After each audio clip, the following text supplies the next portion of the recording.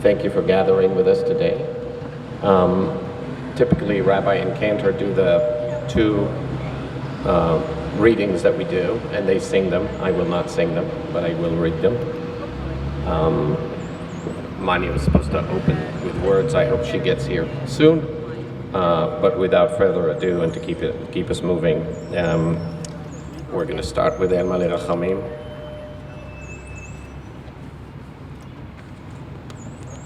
אל מלא רחמים, שוכן במרומים, המצא מנוחה נכונה תחת כנפי השכינה. במעלות קדושים וטהורים, כזוהר הרקיע מזהירים לנשמות כל אחינו, בני ישראל, שנטבחו בשואה. אנשים, נשים וטף, שנחנקו ונשרפו ונהרגו, שמסרו נפשם על קדושת השם, בגן עדן תהא מנוחתם. אנא בעל הרחמים, הסתירם בסתר כנפיך לעולמים. וצרורו בצרור החיים את נשמותיהם. ואדוני הוא נחלתם, וינוחו בשלום על משכבותיהם, ונאמר אמן. It is impossible for me personally today to read these words, which we have all read so many times, without connecting them to the horrific scenes of October 7th. I made the choice of going to the Nova exhibit in New York yesterday, where it is made to be like you are walking through the festival during that morning. And as I read these words,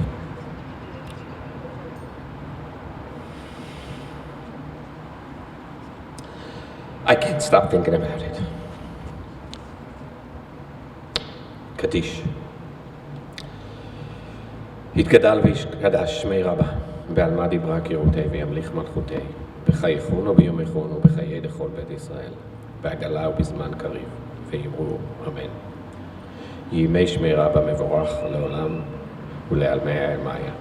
יתברך וישתבח ויתפאר ויתרומם ויתנשא, ויתהדר ויתעלה ויתעלל שמי דקודשה, בריחו לעילה, מכל ברכתה ושירתה, תושבחתה ונחמתה, דאמירן ביעלבה, ואמרו אמן.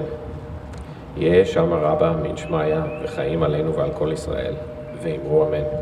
עושה שלום במרומיו, הוא יעשה שלום עלינו ועל כל ישראל, ואמרו אמן. Mr. Mayor, I'd like to invite you. I know that you visited Israel recently at one of the most important times since the birth of the state. Thank you for joining us, as you always do. This is a really, really important time to hear from anybody who has visited and viewed and share with us anything from what you...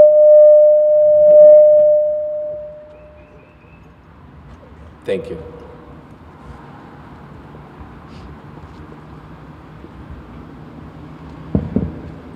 Thanks, Amir. I hope not to get too close to the microphone. Can everybody hear okay? I think it's, yeah, okay. Well, welcome. It's this time of year, Amir is right, we let the motorcycles pass. Yeah, we gather this time every year to remember. And in that vein, I wish to start my remarks by thanking those who've kept this ceremony going for so many years. Cindy Yokin, of course. Rafi Cantor could not be here today, but I know he's here in spirit, as well as Amir and everybody at Tifereth Israel who has contributed one way or the other to this really important event. And we do spend time every year remembering those who were murdered in the Shoah, those who, Jews and non-Jews alike, we call attention, as we have over the years, to indescribable humanity and recommit ourselves to uplifting those ideals which undergird America's republic and our place in the world.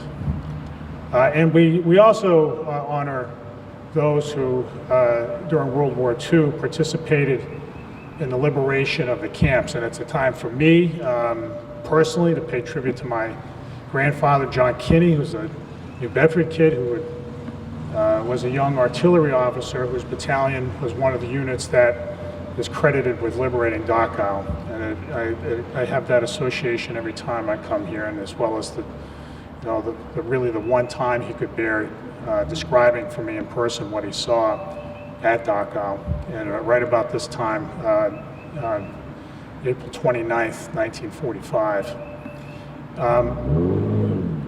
It is all altogether fitting and appropriate that we come together again this year as we have in years past. But what's unfortunate this year is that this ceremony is altogether too timely. It is altogether, this year we're not just remembering, we're not just seeking inspiration from one another and recommitting, but we're also making a point about it this year. And it's unfortunate that we have to, but we must, and we must go forward.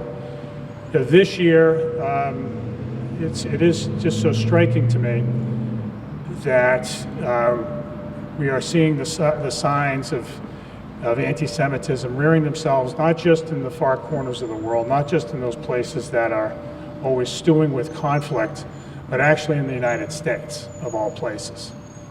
The beacon of freedom in the world, and justice in the world.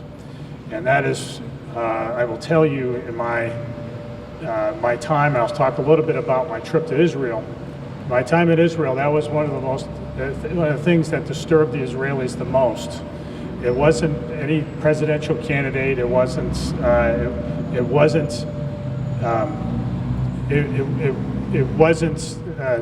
Nazis marching in Charlottesville or any of that kooky stuff. It was what's happening in America among polite society, and so that disturbed them the most. And that's why we're talking about this today. My own feeling is that we live in an age where nuance is difficult to achieve, and to understand what's happening in Israel, you need to know something about the history of that part of the world. You need to know something about the history of the Jewish people. You need to know something about America's place in the world, and how peace can possibly be achieved in our time. And without that, without some depth of knowledge, we slouch back into where social media would push us, which is into camps, right, into one corner or the other without the grayness of reality. I went to Israel. It hasn't even been a month, and it was part of this year was the next in a series of trips the United States Conference of Mayors have taken with the sponsorship of the American Jewish Committee. And this has happened, I think this was the fourth one they've done. Last year there were 9 mayors who went, and they went to a number of places where you'd expect: Tel Aviv, Jerusalem. They did a helicopter trip along the Lebanon border, which I can hasten to add was not part of the trip this year for reasons many of you are familiar with, but also down to some of the towns in Gaza, near the Gaza border, and actually in Gaza too last year. So this year, the conference president, Tom Cochran, called me up and said, "Mayor Mitchell, I want you to lead this year's American delegation." I said, "That's great." Well, as it turned out, not surprisingly, there weren't too many takers. There were all of 3 of us, the delegation of 3 that were willing to go. So I don't know if 3 doesn't meet the definition of delegation, but there we went. It was the mayor of Columbia, South Carolina, and the mayor of Gresham, Oregon. 2 cities that are a little bit bigger than New Bedford, and all of us went together, and we, each of us to a person, along with the folks who were part of supporting the delegation, had quite an experience. And I will just say that, I could spend a long time talking about the 5 days that I was there, but I want to just sort of leave you with some impressions. We spent the first 3 days in Tel Aviv.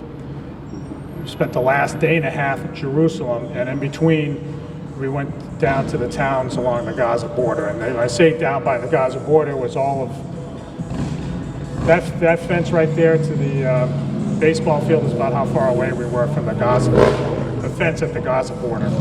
So we were that close. And so we met with lots of government officials, folks at the IDF, some military officers as well as civilians. Met with the head of the American desk in the foreign ministry. We met with hostage families. We met with displaced persons. There are over, I think, about 120,000 people who've been evacuated from the north because they're all within mortar range of Hezbollah. Those towns are just emptied out completely. Towns of 30, 40, 50,000 people just plucked out and just moved all the way to Tel Aviv. It's like telling people, everybody in the town of Dartmouth has to leave and go move to Boston because you're in danger. It's along those lines. So, and as well as many others.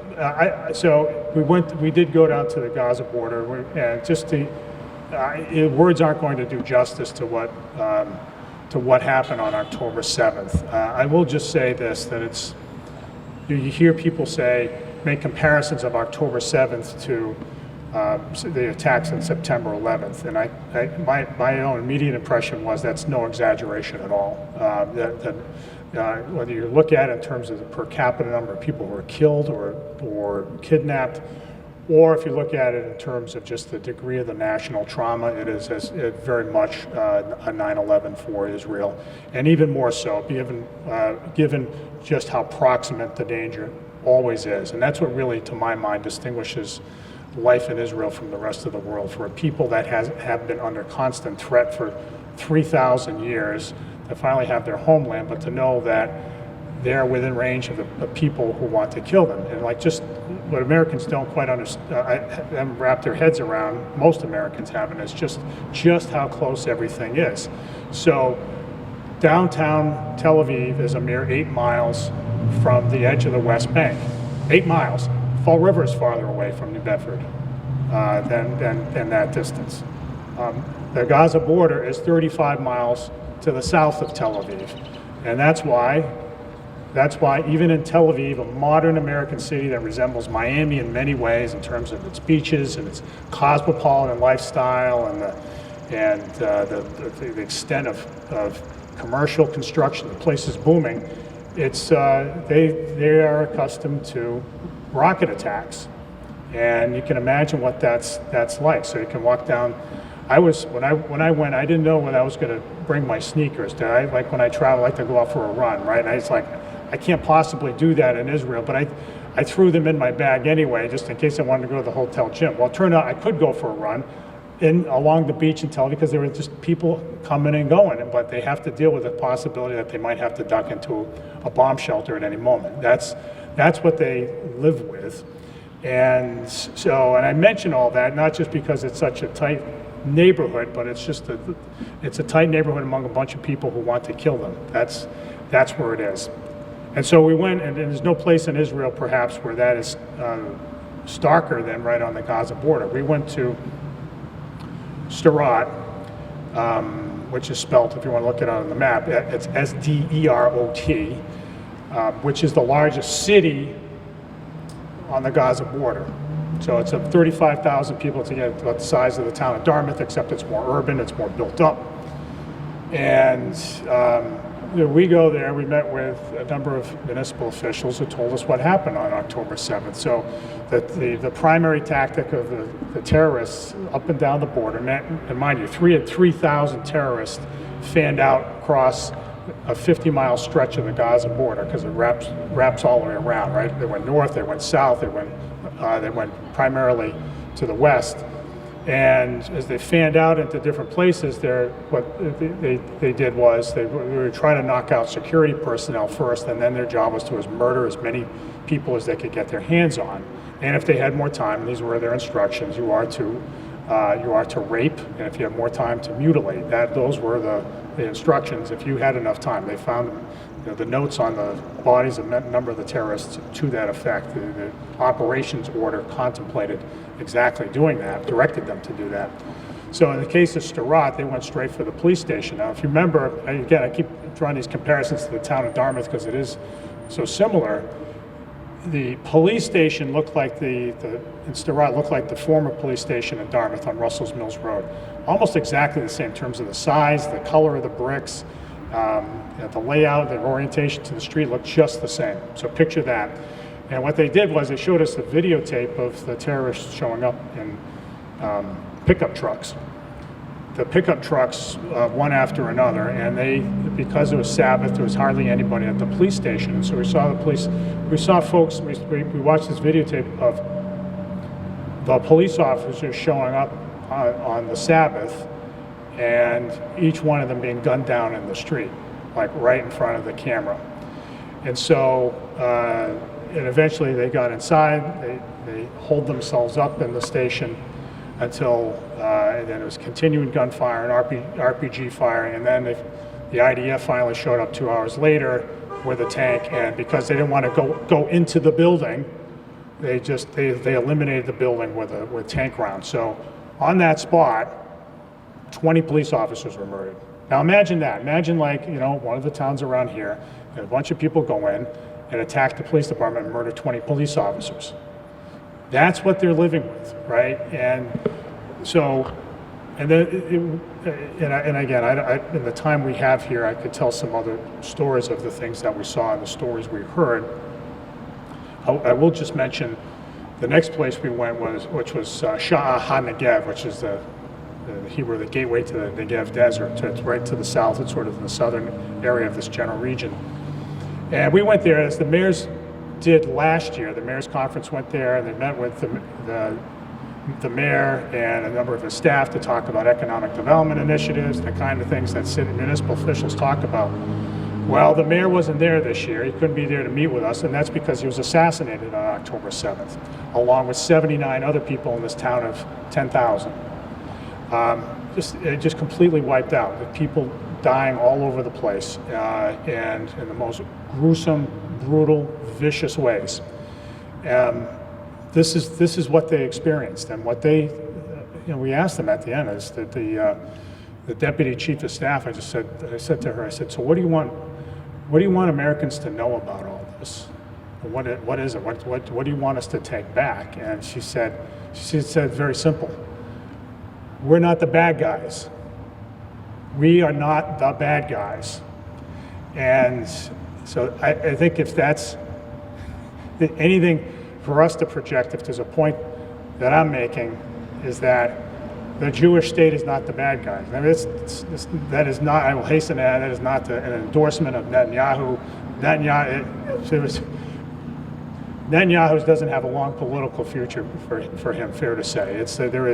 There is a real palpable lack of support for him there, and we could spend all day debating what makes sense in his policies and what doesn't. Nor am I at all saying that the Palestinian people aren't suffering. They are suffering immensely, immeasurably. Gaza is a wretched place. It is one of the, in terms of life expectancy, however you define it, life expectancy, income, whatever, poverty, it is one of the most downtrodden places on the face of the earth. And the reason is, the primary reason is it's ruled by a group who are a crude version of Nazis. I mean, they are in their very charter. Their charter is drawn directly from the protocols of the Elders of Zion, which in front of a group of folks who include a lot of Jews. You know exactly what the protocols of the Elders of Zion are. They are in their founding charter bent on killing Jews, and that is who rules the Gaza Strip. So Israel has every right, just as the United States did on 9/11, after 9/11, to respond and to eliminate the threat. They have to do that. And I don't think any reasonable person could dispute that. The other thing I'll just say is that, look, we can quarrel with the prosecution of the war for sure, and it is awful that 34,000 people have died. It's hard for me I don't mean to say that just in passing, but at the end of the day, the threat has to be eliminated one way or the other. That's the way I feel about it.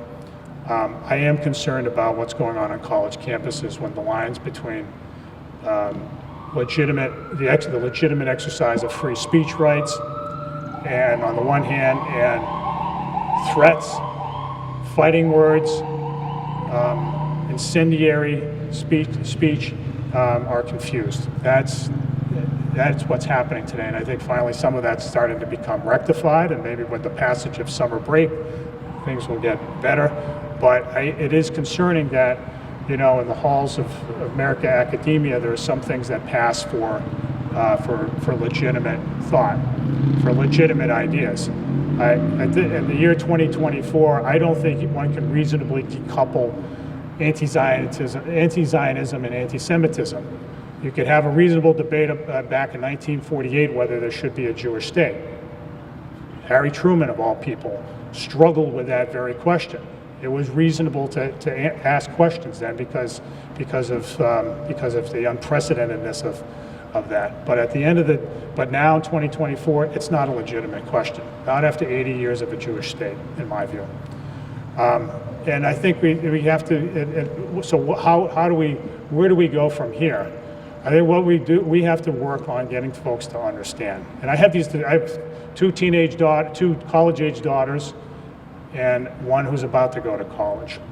And we have these discussions. And my wife and I are, sometimes scratch our head about some of the stuff that they've seen and heard on their campuses.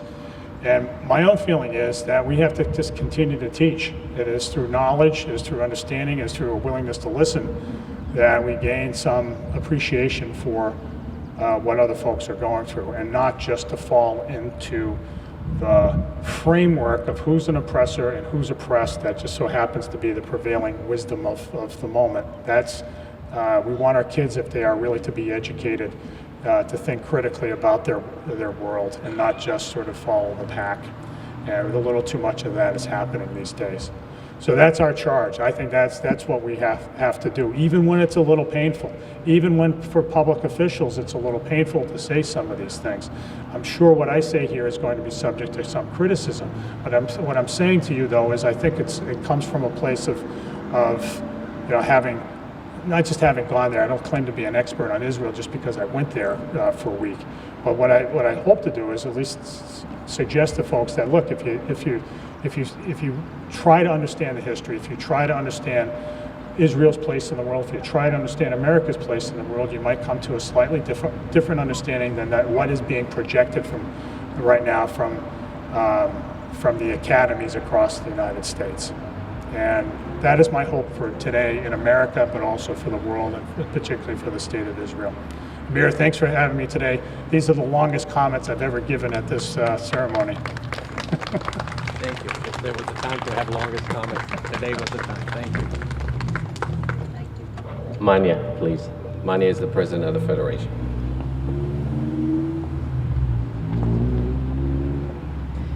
I want to thank everybody for coming out today.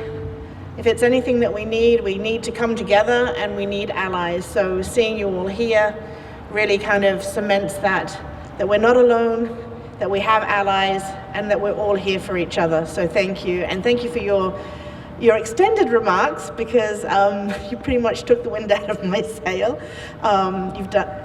You've said everything that could be said. Essentially, too, we find ourselves in a world today that is eerily reminiscent of the 1930s and 40s Europe. As Jews, we feel this palpably, and it is a time when we really need to stand up and be counted, each one and every one of us, and you speak the truth. And you've done that, so thank you for speaking the truth.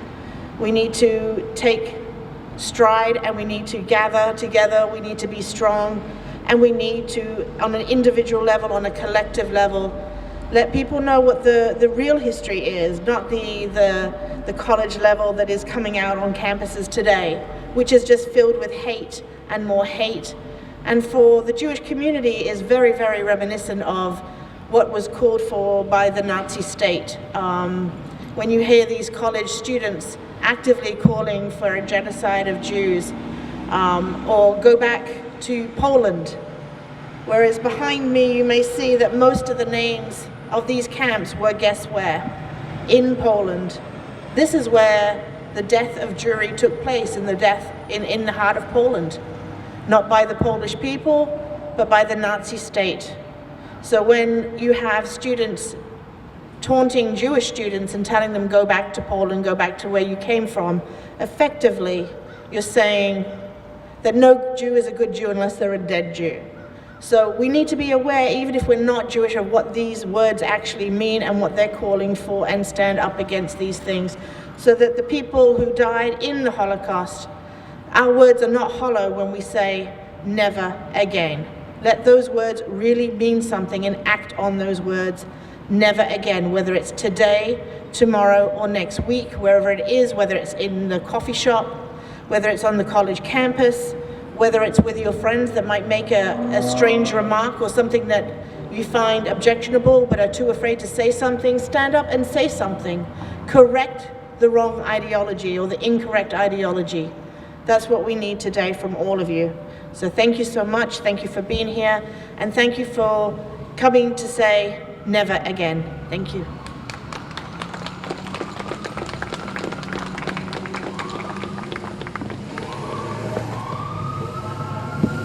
Like I said earlier, I went to see the Nova exhibit in New York City yesterday, which is something that I hope as many of you can do before they move to Los Angeles on the 25th. It is designed in a space that is almost a city block. And when you walk through it, you feel like you're at the Nova Festival with the sleeping bags and the tents and the dust.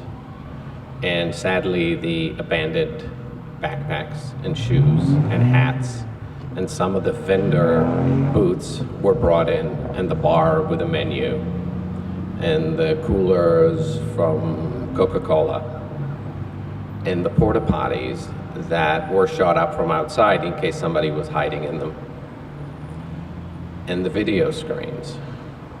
Many of the videos playing on a loop were taken by terrorists. Some of the videos and the cell phones that you can hold and pick up from inside a tent where somebody was taking the last video they will ever take in their lives.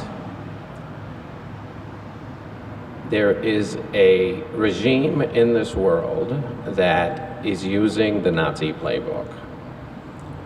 And if we pick what we see, and I'm not trying to suggest what my opinion is, but when you see that in college campuses, all the tents are the same color, this is not a spontaneous demonstration. This is a well-funded, indoctrinated effort. There were 2 million people killed in Sudan, and there was no uprising. There were nearly 1 million people killed in Syria, and there was no uprising. When the United States was attacked, the United States went out and did what was called for, yes, no. 10 times as many people fell as victims in that battle. It is tragic what is happening in Gaza, but there's a very, very good reason for why that is. I urge you to remember when you look at what you see with the intelligent eyes, and just ask yourself the question of what's behind this. And I think I would be mistaken not to point out to perhaps one tiny glimmer of hope, which is something that I was hoping will become a bigger story. But during the night 4 weeks ago, when Iran launched nearly 500 rockets, missiles, and drones in a coordinated attack of Israel, Saudi Arabia and Jordan, not just the United States and England, fought side by side to eliminate the threat, including the daughter of the King of Jordan, who is not a fan of Israel. She's a fighter pilot. She participated. There is perhaps a coalition that can be made in order to stop this residence of evil and if there's something that we can do, like the mayor asked the group that hosted him in Israel, this is the point that I would suggest that when we can influence the people in our domains, that's the place where I think hope comes from.